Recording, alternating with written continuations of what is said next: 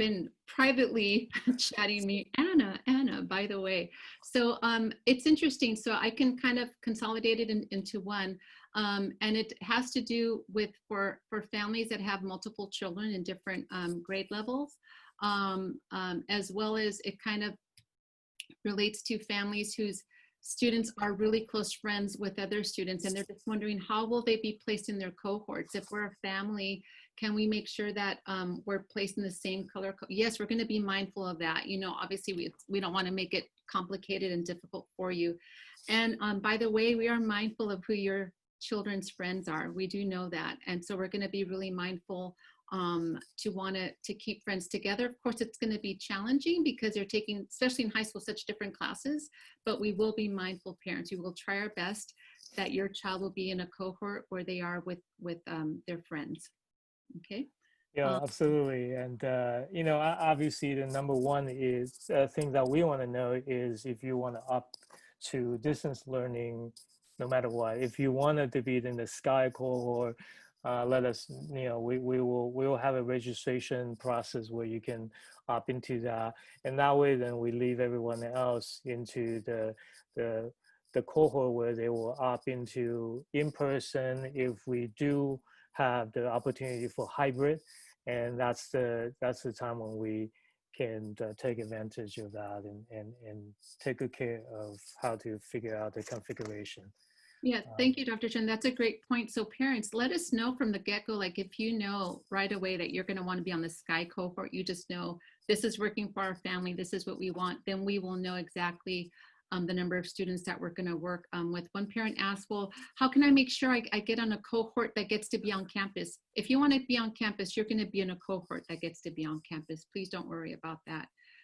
You will have that opportunity. Mrs. Bumgarner, are you getting any questions? Because I'm getting tons of private ones here. I'm going to try to consolidate some. Let me unmute you. I'm sorry, you may not. Oh, unmute. Oh, come on, unmute one more time. Okay, there we go. You know, I haven't had any questions come through. I'm not sure if my name was on the questions. That might be why you're getting so many, Anna.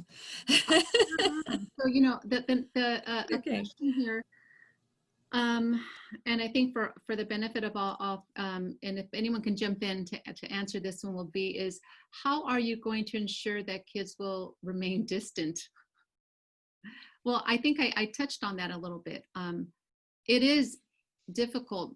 By nature, we want to get closer and closer to each other, right? We're going to want to do that. And because of that, we're going to try our best. The seating is going to be set in a way that it's already set where you're separated. Even in the gym, Coach B, they even have like these stickers where it seats you. But because of that, that's the reason why Dr. Tarina Kwong had mentioned that face masks at all time, because if there's any close proximity, at least preventing the droplets or cross-contamination that way. And of course, encouraging our students constantly with the washing of hands. And Ms. Valdez, let me add, we're doing a couple of things administratively to make certain, in addition to obviously making certain we have ample staffing to enforce the rules. We're also being fairly rigorous on keeping our class sizes to a small, manageable number. You know, our practice has always been, if a student wants to get into a course, we're pretty liberal and let them in, even though we may have to squeeze kids into a classroom.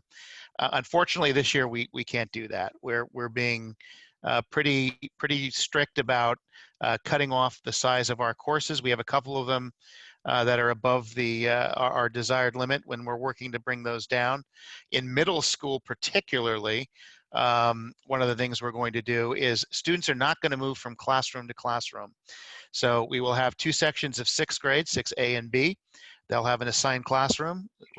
Grade 7 will have an assigned classroom, and grade 8 will have an assigned classroom. The only time they will leave their classroom is for science. Otherwise, they will be in the same classroom throughout the school day when they're on campus. And that is, again, to make certain that we have distance enforced, we have them isolated. So if we do have an outbreak, it's contained to a specific group.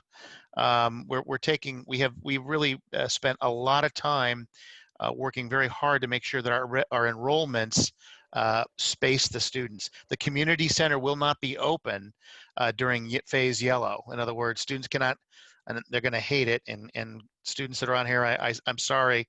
I know you guys love it. I love it too.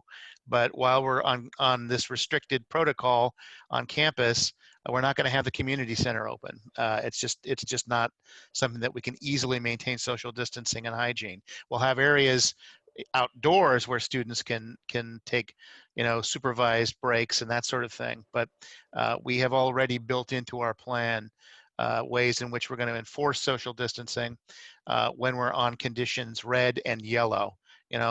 By God's grace, by the end of the year, and through his glory and grace, we may be on green and things will be back to normal, and the community center will be that place that I know you guys love and like to hang out. But for the moment, that won't happen. I also want to add, we are going to have visual reminders everywhere. On the floor, reminders for 6 feet, to stay 6 feet apart, where students tend to gather or wait or have to wait outside of classrooms. We'll have the, stickers that will remind them, stay 6 feet apart. Visual reminders always help, even in the grocery stores, right? Even adults, we need those visual reminders to stay 6 feet apart. So those will be all around campus as well, not just with the directional arrows, which will help the flow of traffic, but also when they have to stop to stay 6 feet apart. When they pick up lunch or a hot lunch program is going to remain active, there'll be reminders to stay 6 feet apart while they wait for that. Well, I got to tell you, all of the questions are coming to me, and what I'm doing, parents, just so you know, tons of questions are coming. I'm taking screenshots of them because what I'm going to do is I'm going to try to answer, shall I, Dr. Chen and his families, I'll try to answer as many as I can here. This meeting is being recorded. So, if you want to view this later, but so let me jump right into, I know there's a question that came directly to me about 4th and 5th grade, and I want to say a few words about 4th and 5th grade. So Dr. Gross and I are going to host a more private intimate meeting time with the 4th and 5th grade parents very soon. We will get the information out as soon as we can schedule one. We'll schedule out. Hopefully this week we can get one together. But the idea, I want to just let you know that outside of a condition, the complete outside of the condition which the county, Scimitar County, is put on the watch list, which means no in-person element. If it's anything less than that, like right now, as of today, Scimitar is not on the list. Then what that means is that we're committed to have in-person cohorts for 4th and 5th grade at the very start, August 11th. And again, those of you who are not comfortable with the in-person, you can continue to opt in for virtual. And you can see the technology that we're adopting to make sure that there's as seamless possible sort of integration between the two groups of students. And right now, the decision point that Dr. Gross and I want to have with the 4th and 5th grade families is the number of on-campus days that we will start with. Do we start with 2 days on campus until we get comfortable, and then 3, and then 4? Or do we just go right into 4 days on campus? So that's really the one major decision point that we want your input on, especially for those of you who want to be part of the in-person but still have some questions about that. But other than that, I think, there's not a whole lot more other details outside of the kind of details that applies to everybody across the board. Dr. Chen, a few questions have come in. Some families are asking if somebody does become infected or sick, what is our protocol? We are using a protocol that was developed by the Marin County Public Health. There are 4 scenarios that you're very soon you will see. It's very easy to follow logic. For example, I'll read it to you. For example, a student or staff member either exhibit COVID-19 symptoms or answer yes to a health screening question or have the temperature 100.4 or above. Then what happens is that student or the staff will be sent home. We will contact and also ask them to contact healthcare provider and also public health for testing. Meanwhile, while that is happening, the cohort will remain open. And as soon as when, say, a student or staff member tests positive, right? So now that this person is being sent to be tested, and then we see the results. If the person is being tested positive, then what that means is that that report we will know. It will be reported to us, and then the families of students and staff will be quarantined.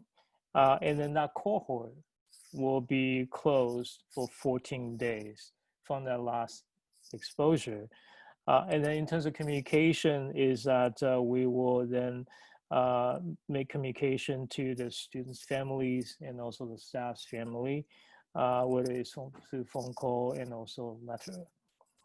If it's test negative, then the cohort will remain open.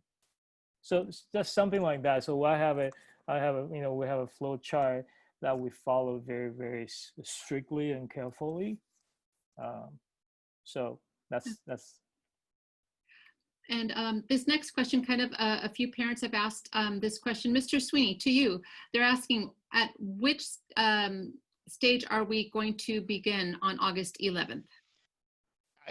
If the conditions are, it's a very, very dynamic process, and we have prepared the 3 scenarios, red, yellow, and green, to be deployed very quickly. And we are going to, as we go along, review status weekly to see where we are. If the conditions were as they were today on August 11th, we would start in condition red with modification. In other words, we would start with online learning with 1 day a week on campus. And we would continue to look at that status weekly to determine when we could next move to either, our goal ultimately is to get to green, obviously, but we want to get to yellow when it is, as soon as it is safe to do so. That's our intention. And we're going to look at that status every week. If we're off the watch list and it's persistent for a few weeks, then I think we're going to probably be on yellow, thereafter. But we're kind of at the mercy of both the Governor's Office of Emergency Services and the San Mateo County Department of Health, which are really ultimately casting the die for us on these things. But that would be our intention to start. So students would be back on campus the week of August 11th. Our intention is to have very curated outdoor activities for students in small groups. They'll be scheduled in small groups. We will have orientation for incoming freshmen and 6th graders, again in small groups outside where we can keep it safe and mitigate risk. But we want our students to get back on campus. So, we're going to do our level best to do that. And we're certainly going to try at the beginning of the year to bring them on in limited numbers. That week of August 11th will not be classes. It will be on campus activities curated. We're going to have everybody ready to go with information. You'll get information about mask requirements and other things that we're going to need to have students have with them when they come on campus. It's going to be a little different than it has been in the past. There'll be some technology requirements and some other things. I want Thank to say a few words on that. I want you hear that that first week, August 11th, that that's starting on Tuesday. So you got 4 days during that week, and what we're hoping to do is to have a sort of orientation, and so that schedule is going to be a little wonky. And then the week after we'll go right into a particular pre-structured schedule. But for that particular week, we are working on developing the week so that it's meaningful and it's helpful. Now, I do want to say this. Oftentimes, parents like to make the juxtaposition or the dichotomy between in-person learning versus distance learning, right? There's pros and cons, physical health, emotional health. But I wanna caution that false equivalency or false comparison, because when we go back on campus, it is not going to be like normal. It is actually a social distance learning versus distance learning. That's a difference. And I don't know, we don't really know what kind of impact. Nobody's ever done social distance learning. I think the whole world is trying to figure this out together. And so what I want to help our families to understand is this, is that we're not going to necessarily, we're asking you for grace and patience, not because we ask you to lower your expectation.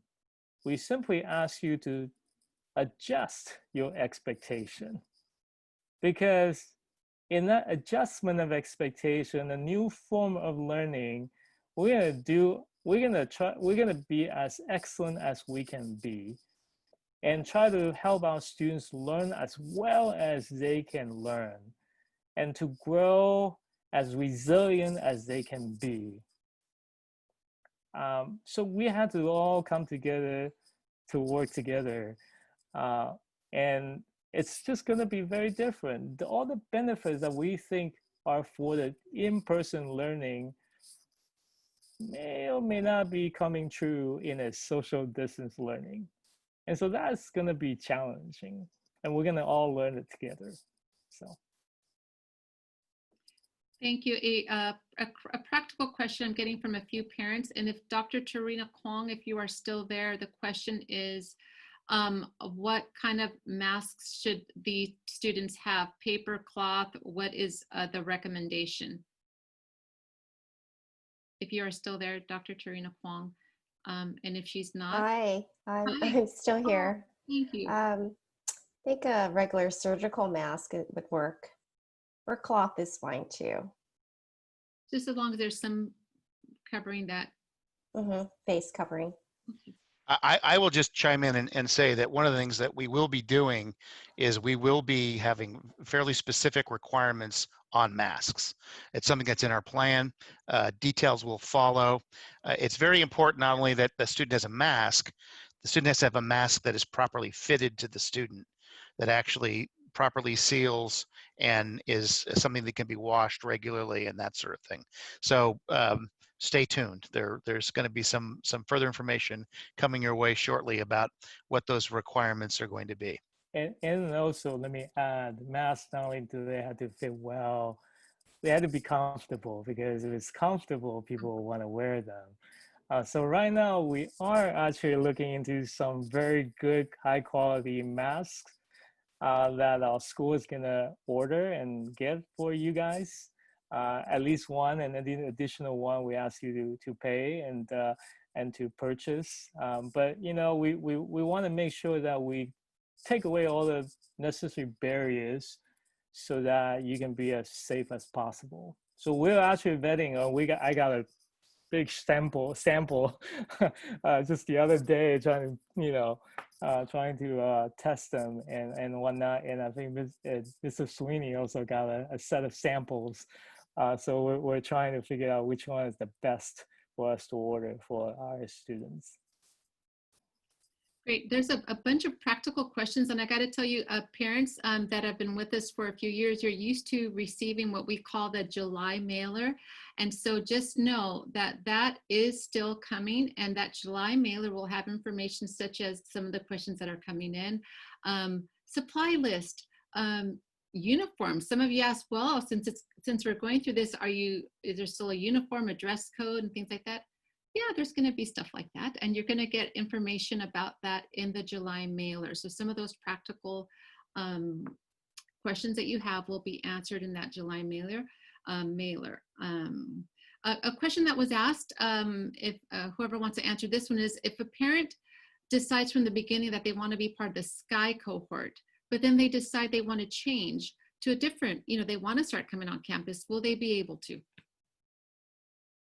Absolutely. There you go. Absolutely. Space dependent, probably. Yes, which we can't guarantee you'll get into the cohort of your choice, but yeah, we want parents to have a choice and be able to make the decision that is in the best interests of their children. So if the conditions change and parents feel that now it's that the student is ready to come on campus, yes, we're going to accommodate that decision. As Mr. Chan, who works with me on enrollments, and I know why he's saying that, we'll have to put them in where we can fit them, and they may not get the into the group of their choice. But yeah, we're gonna make sure that our students get what they really want and what their families want for them. And then vice versa too, probably, or that students that are in a cohort and then once the situation starts to change, parents want to pull out. I'm going to say that it's okay as well. So, but it'll be the deans will take care of that for you. Okay. Oh, Dr. Chen, question, and this is for parents. So as you can understand, families, that we are going to want to really be careful with the amount of traffic on campus. So the question is this, so students will be coming on campus. So what about parents and their wandering around or dropping off and going in and out of class? So what is the suggestion there? I'm gonna, as a community, we try to be not to be bureaucratic and hardline about these kind of restrictions. At the same time, we encourage parents that not to add to the complexity of what we're dealing with. Let's exercise trust with each other. You trust us to take good care of your kids, and we trust that you will support our endeavor, and that would be fantastic. Can I just add that there will be designated visitor spots at the front close to the office on each campus. So parents can park there, and please, you have to check in with the front office. And we ask that to keep the complexities down, that you only check in and interact through the front office on each campus to minimize any contamination or cross sharing of germs. We can probably set up some sort of phone system where you come and park, and then you can text us or call us, and then someone can come out. Kind of like you order for pickup, order some grocery for pickup, and you come through, and then you call, then someone will bring the stuff out. So we can probably create develop a system for that. Obviously, it has to be reasonable for our capacity, but we'll make it work. Mrs. Baumgartner, looks like some questions are finally coming through to you. Is there one that you would like to answer for our families? Yes, I just got a question. How do we get to yellow? It doesn't appear whether we are on the monitored list. Yeah, Dr. Chen, I think you talked a little bit about this, but maybe just to clarify. I think if the county is in a consistent decline, and we're not out of the woods per se, but we're in consistent decline, then that is a judgment call based on the administrative opinions. Like we as a team will make a determination on that. Obviously, we want to see you. We want to see your students. This is what we do, but we also want to see them safely and and not adding to the overall risk. But right now we're in a red. Well, I mean, we're in many ways kind of like red and with some modifications, simply because we're seeing the upward trend, and there's sort of prediction that Cemetel is at the verge of being put on the list, and we as a as a community we're facing a lot of challenges. So we want to do our part as a school. I talked about a while back, we not only do we exercise abundance of caution, we also exercise abundance of love. And we know that the decision that we do, as a Christ-centered community, every decision that we do is not just a benefit to ourselves, but also to the whole community or the community around us. So I would imagine, I mean, if if California would have kind of continued its trajectory of being the model state, so to speak, we would have been at the yellow, condition a lot sooner. So that's what we want, what we hope for. Thank you, Dr. Chen. I also have another good question. What is the anticipated number of students per cohort? I'll let Mrs. Sweeney answer that. Yeah, so it's going to depend on how many students are in the Sky cohort, the online cohort. That's going to be determinative. I think it's reasonable to project based on our own parent surveys and the surveys that actually our parent surveys pretty much correlate to the other surveys of other schools, other private schools in the area. It's about 25%, 20 to 25% of parents are indicating they're going to keep their kids entirely online. So that would put your the size of a cohort somewhere between around 35 to 38 students on campus at any given day in the high school. With as many classes as we have, you're going to generally have between 4 and at the most maybe 9 students in a classroom on an instructional day, and then the remaining students will be online using the hybrid learning. It's interesting.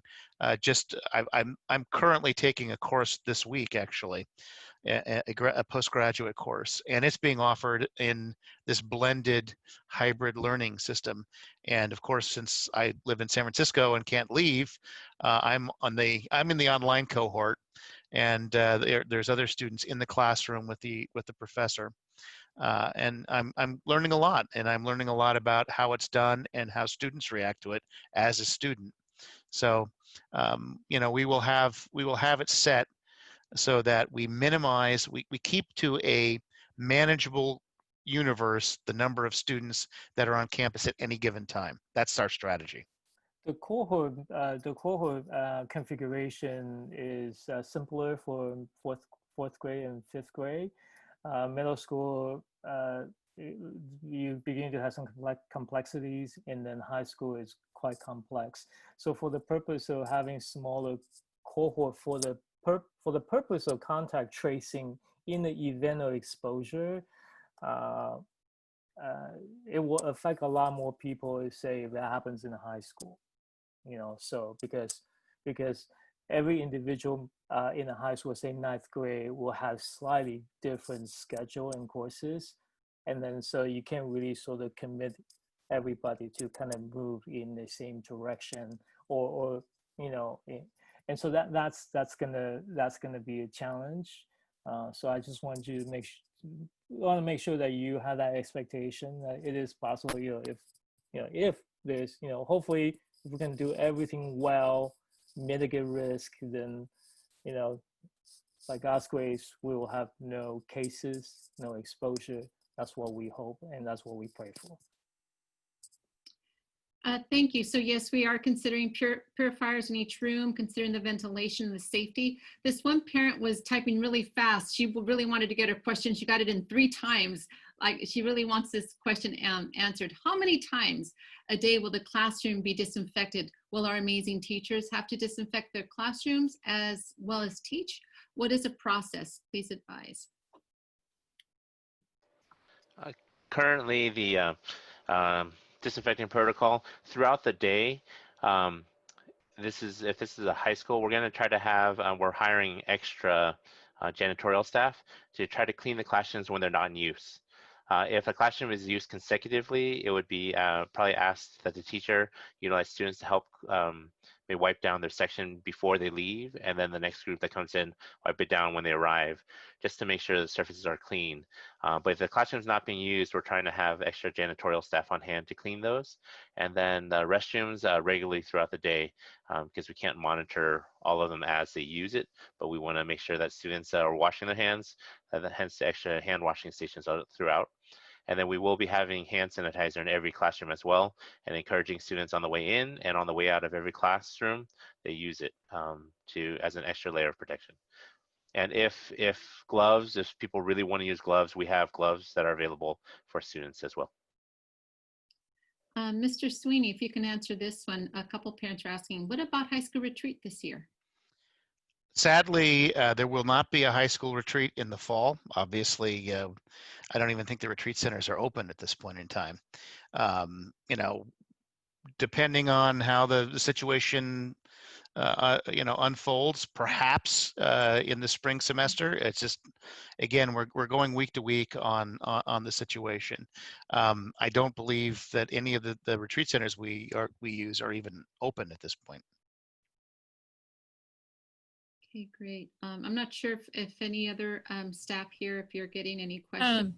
Yeah, I have a good question that has not come up yet.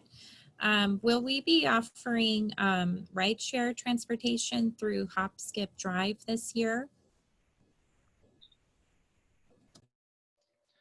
At this time, because of the safety issue, I believe we're holding off on doing any type of ride sharing.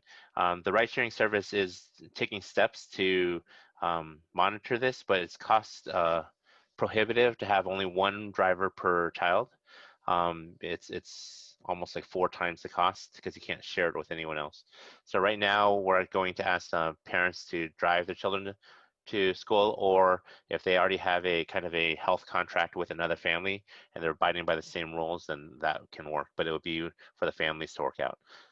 If things, or when things, Lord willing, get better, then we can look at providing ride sharing services again. Okay, again, the remainder of the questions are pretty practical ones that I believe will be answered in the July mailer. Families might know that we gave some really cool bandanas away, and one family is asking, will the students have to wear that? They'll have the option. Certainly during the winter months, the bandanas will work really nice because it covers your neck and you can pull it up, kind of covering your face. So there are just some real practical questions that I'm getting here. Hopefully I'm not missing any. What I did is, again, parents, if your question was not answered, I am making copies of all this, and we'll follow up with an email if I didn't catch it here. Okay. Well, thank you so much. I think, thank you for your patience. We hold you way longer than we should, but thank you so much for your questions. And I hope we at least answer some, if not most of your questions. Do continue to be communicative with us, and we definitely want to continue to communicate with you. So feel free to contact us. We're here for you. And meanwhile, yeah, look for that July mailer, and we miss you.